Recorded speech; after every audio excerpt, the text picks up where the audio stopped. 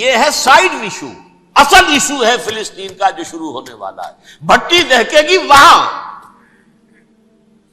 ظاہر بات ہے کہ اگر کوئی بہت بڑا اقدام ہو جاتا ہے فلسطینیوں کے خلاف، اور اگر واقعتاً مسجد اقصی اور قبۃ الصخرہ گرا دیے جاتے ہیں، جو طوفان اٹھے گا عالم عرب میں۔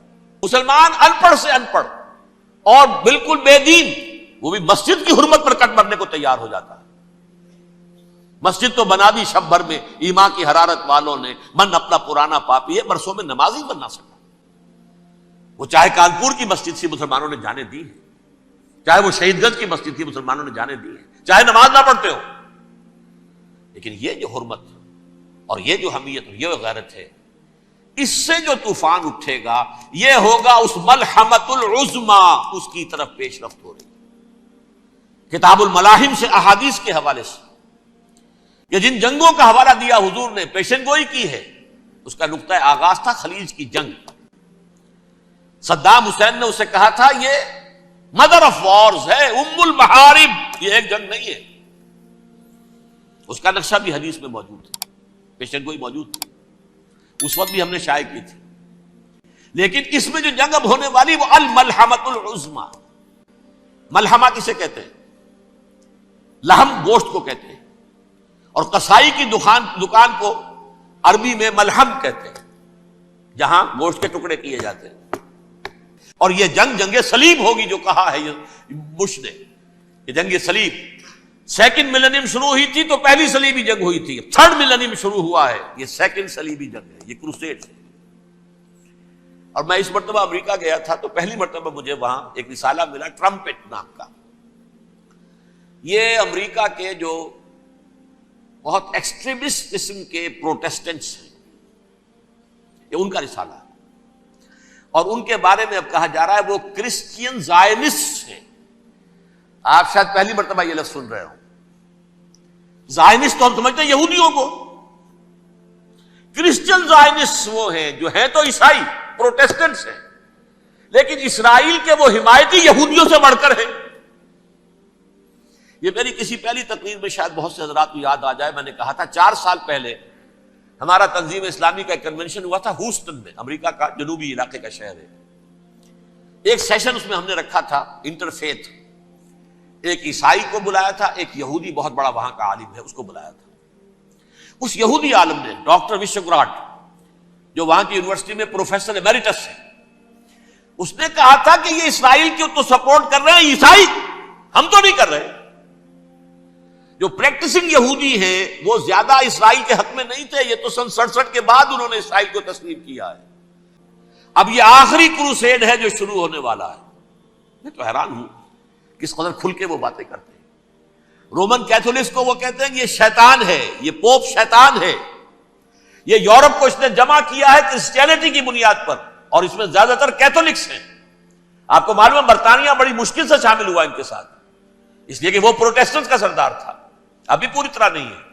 یورپ جو ہے وہ رومن امپائر دوبارہ یہ کھڑی کر رہا ہے، اور در حقیقت یہ جو ہے یہودیوں سے بھی چھیننا چاہتے ہیں اسرائیل کو اور فلسطین کو، اور مسلمانوں سے بھی، اور یہ وہی کروسیڈ جو تھے اربن ثانی کے، اس کی تیاری کر رہے ہیں تاکہ وہاں پر عیسائی حکومت قائم ہو جائے، کیتھولکس کی، پوپ کی حکومت قائم ہو جائے، جیسے ایسٹ تیمور میں کر دی ہے۔ ایسٹ تیمور میں کون سی حکومت بنی ہے؟ رومن کیتھولک اسرائیل میں بنے، تاکہ یہ سارے مقامات مقدسہ جہاں اسرائیل پیدا ہوئے، بیت حضرت مسیح پیدا ہوا، بیت الحم کہاں ہے؟ وہی ہے کہ نہیں؟ جہاں سے ریزریکشن ہوا ان کے خیال میں وہ کہاں ہے؟ وہیں پر ہے کہ نہیں؟ بڑے بڑے گرجے ان کے وہی ہیں۔ تو اس اعتبار سے ان کا کہنا یہ ہے یہ لاسٹ کروسیڈ کی تیاری ہو رہی ہے، یہ کیفور، اور ان کا کہنا یہ ہے کہ یہ پوری طاقت نیٹو کی جو ہے، یہ پہلے جرمنی سے لائی گئی بوسنیا، انہوں نے خود وہاں جنگ کروائی، انہوں نے خود وہاں پر ایتھنک کلینسنگ کروائی، پھر خود مصالحت کے لیے آ گئے، پھر کوسوو میں انہوں نے خود آگ بھڑکائی۔ یہ میں نہیں کہہ رہا، یہ وہ ٹرمپٹ رسالہ امریکہ سے چھپنے والا پروٹیسٹنٹس کا رسالہ ہے جو یہ کہہ رہا ہے۔ پھر انہوں نے کوسوو کے اندر کروایا، اور پھر وہ وہاں پر پیس فورس کی حیثیت سے آ گئے۔ اب وہ میسیڈونیا میں کروا رہے ہیں اور وہاں داخل ہو گئے ہیں۔ اگلا قدم ان کا سائپرس ہوگا، سائپرس میں ترکوں کو اور وہ گریکس کو لڑائیں گے اور وہاں آ جائیں گے، وہاں سے ایک چھلانگ لگائیں گے اور یہ فلسطین میں پہنچیں گے، اور یہ وہاں پر ایک رومن امپائر، اپنی پرانی رومن امپائر کی طرح کی رومن کیتھولک ریاست قائم کرنا چاہتے ہیں۔ اب پورا عیسائی ورلڈ جو ہے بحثیت مجموعی یہودیوں کے شکنجے میں ہے۔ البتہ ان کے اندر بھی جھگڑے ہیں، جو وہاں پر وائٹ کرسچن ملیشیاز ہیں وہ ایکسٹریمسٹ ہیں کیتھولکس، ان کے نزدیک دشمن نمبر 1 یہودی، دشمن نمبر 2 مسلمان، دشمن نمبر 3 جو یورپ میں کالے ہیں، ایفرو امریکن، چاہے وہ عیسائی ہو گئے ہوں، کوئی بھی ہو، یہ 3 دشمن ہیں جن سے انہوں نے کلینز کرنا ہے، صاف کرنا ہے ان کے خیال کے مطابق امریکہ کی سوسائٹی کو، اولاً یہود، پھر مسلمان، اور پھر یہ جو کالے ہیں۔ لیکن دوسری طرف پروٹیسٹنٹس کے اندر ایکسٹریمسٹ وہ ہیں جنہیں کہا جا رہا ہے یہ کرسچین زائنسٹ ہیں، یہ اسرائیل سے بڑھ کر سپورٹرز ہیں۔ بہرحال یہ اب جنگ ہوگی، اس کا نتیجہ کیا نکلے گا یہ تو اللہ ہی جانتا ہے۔ اب میں آخری بات کی طرف آ رہا ہوں۔ آخری نتیجہ تو جو بھی کچھ اپس اینڈ ڈاؤنز آئیں گے، تلک الایام نداولها بین الناس، آخری نتیجہ ڈراپ سین وہ یہ ہوگا کہ اللہ کے دین کا بول بالا ہوگا اور پوری دنیا پر محمد کے لائے ہوئے دین صلی اللہ علیہ وسلم کی حکومت قائم ہوگی۔ وہ گویا قیامت کی تمہید ہوگی، اس کے بعد بس قیامت آئے گی، کیونکہ مقصد کائنات، تخلیق کائنات پورا ہو جائے گا۔ پوری مخلوقات کے اندر مقصد تخلیق، کلائمیکس آف کریشن محمد الرسول اللہ صلی اللہ علیہ وسلم، دین کی تکمیل محمد الرسول اللہ صلی اللہ علیہ وسلم۔ اور اس خلافت عرضی کے لیے جو حضرت آدم کو خلافت دی گئی تھی، جب اس میں وہ خلافت پوری دنیا پر قائم ہو جائے گی، اس کا مقصد پورا ہو جائے گا، and that will be the beginning of the end, اس کے بعد قیامت ہے۔ آخری نتیجہ تو یہ نکلنا ہے۔ اس سے پہلے سزائیں ہمیں بھی مل رہی ہیں، اور یہاں میں کانٹے کی بات جو چھوڑ گیا تھا اس کو بیان کر دوں۔ اللہ نے اس مغضوب علیہم قوم کو، اس ملعون قوم کو کیوں اب تک چھوٹ دیے رکھی؟ میں بتا چکا ہوں یہ بڑے عذاب کے مستحق ہو چکے تھے حضرت عیسیٰ علیہ السلام کے زمانے میں، چھوٹ دی ہے، ابھی تک ہے، بلکہ ایک مرتبہ ابھارا ہے، 1900 برس کے بعد ابھرے ہیں یہ،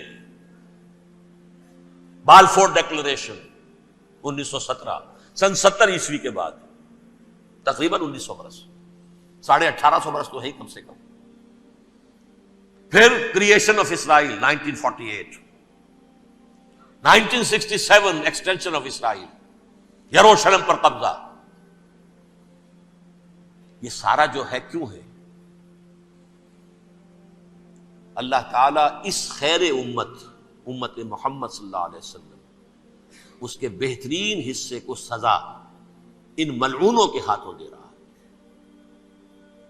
کیوں؟ جو جرم انہوں نے کیا تھا وہی ہم نے کیا۔ انہوں نے اللہ کی کتاب کو پیٹھ کے پیچھے پھینکا، نبذ فریق من الذین اوتوا الکتاب کتاب اللہ وراء ظہورہم، ہم نے اپنی پیٹھوں کے پیچھے پھینکا کہ نہیں؟ کولونیل رول سے آزاد ہوئے، کہیں اسلامی قانون نافذ کیا، کہیں اسلامی نظام قائم کیا،